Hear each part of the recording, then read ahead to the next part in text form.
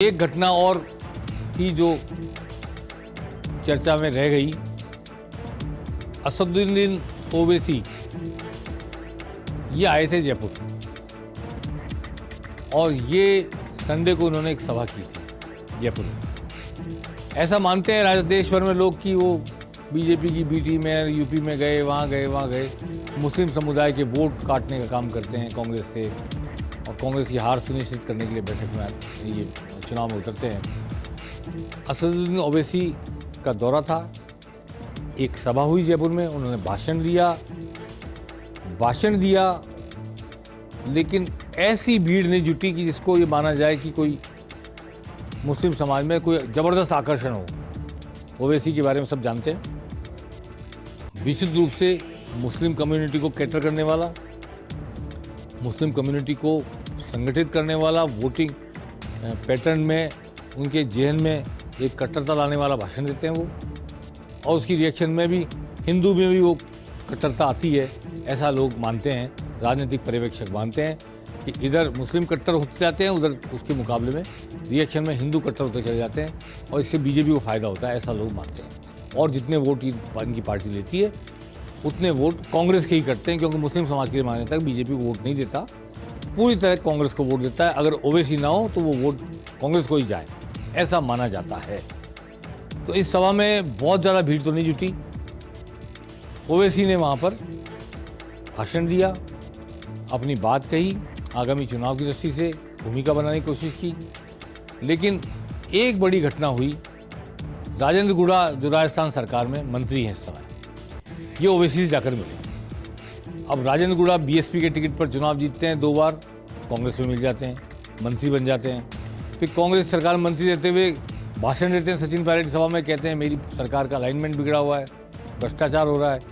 अब जाकर ये ओवैसी से मिल जाते हैं। तो क्या ये अगली बार इनकी पार्टी से चुनाव लड़ने जा रहे हैं, या इनके इलाके में मुस्लिम वोट हैं, वहाँ पर कैंडिडेट खड़ा ना हो ओवैसी की पार्टी का, ये सुनिश्चित करने गए हैं, या फिर कांग्रेस का कोई संदेश लेकर गए हैं ओवैसी के पास में, अभी ये स्पष्ट नहीं हो पाया है। लेकिन राजस्थान सरकार के एक मंत्री की पद पर रहते हुए ओवैसी से मुलाकात करना बहुत ही महत्वपूर्ण है। हालांकि मंत्री इतने महत्वपूर्ण नहीं है, ये पॉलिटिकली इनको मैं बहुत कोई ऐसा मंत्री नहीं मानता कि ये कोई दिशा तय कर देंगे, या ये जो करके आएंगे बाद उससे कोई पॉलिटिकल डायमेंशंस क्रिएट होंगे। लेकिन मंत्री पद पे रहते हुए ओवैसी से मिलना और अपना फोटो खिंचाना, ये भी हो सकता है कि इस मुलाकात के जरिए कांग्रेस में वो एक प्रेशर क्रिएट करें अपने लिए, क्योंकि जो बयान उन्होंने सरकार के लिए दिया था सचिन पायलट की सभा में कि मेरी सरकार का अलाइनमेंट बिगड़ गया, भ्रष्टाचार की सरकार है, उसके बाद इनको टिकट मिलेगा नहीं मिलेगा, ये सवाल सियासती गलियारे में चल रहा है, उभर रहा है, गूंज रहा है। तो अब ये मुलाकात क्या इनके लिए पर्सनलाइज है, चुनाव की दृष्टि से राजनीतिक है, क्या कांग्रेस के बिहाफ पर है, क्या सरकार की तरफ से है, इस मुलाकात का राज क्या है, ये अभी पता नहीं लग पा रहा है। आने वाले वक्त में जब चुनाव की गतिविधियां आगे बढ़ेंगी तब पता लगेगा कि ये मुलाकात क्या थी, क्यों थी, और इसका क्या नतीजा निकला। तो पेनल्टी कॉर्नर में अब हम प्रधानमंत्री की सभा और दूसरी गतिविधियों को लेकर निरंतर चर्चा करेंगे। 6 तारीख को क्या होने जा रहा है दिल्ली में, इस पर भी जो बात सामने आएगी वो रखेंगे। दूसरी पार्टियों का क्या क्रम है आगे बढ़ाने का, केजरीवाल को अगस्त में शायद राजस्थान आने का प्रोग्राम बन रहा है, कोई रैली करेंगे एक बार और, फिर वो शायद जयपुर में रैली करें। तो देखना होगा कि आम आदमी पार्टी क्या करती है। 1 लाख लोगों को एक्टिव करने की बात कही अगस्त में इन्होंने, तो आने वाले वक्त में कुछ लोगों ने आज आम आदमी पार्टी ज्वाइन भी की है, रिटायर्ड अधिकारी हैं। आने वाले समय में और बुद्धिजीवियों को और अधिकारियों को, रिटायर्ड लोगों को आम आदमी पार्टी में आमंत्रित करने जा रही है आम आदमी पार्टी।